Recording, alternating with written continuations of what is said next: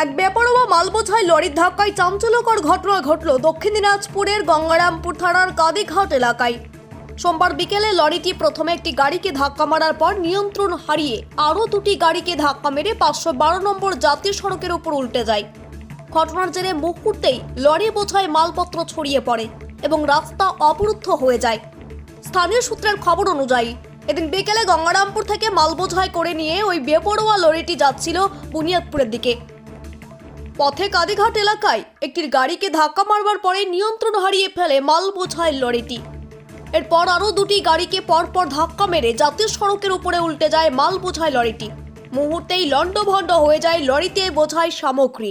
ঘটনায় আহত হন দুজন।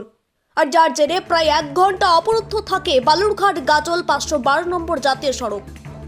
যে খবর পেয়ে এলাকায় পৌঁছে পরিস্থিতি স্বাভাবিক করে গঙ্গারামপুর থানার পুলিশ।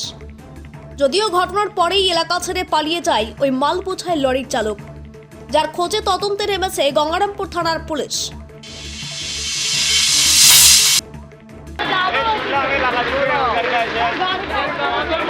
কিসের গাড়ি ছিল এটা?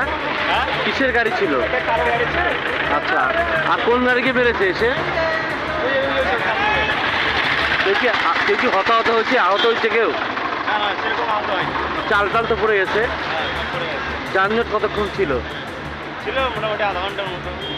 কোন জায়গায়? এই যে এলাকার নামটা কি? ঠিক আছে, পুলিশ এসছে? হ্যাঁ, পুলিশ এসে সব ডাক্তার ক্লিয়ার করলো।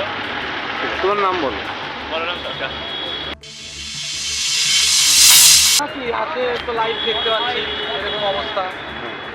কিভাবে হয়েছে ঘটনা, কি শুনলে? ওই গাড়ির সঙ্গে, ওই 4 চাকার গাড়ির সঙ্গে লাগাই দিচ্ছে। কোন গাড়ি ছিল?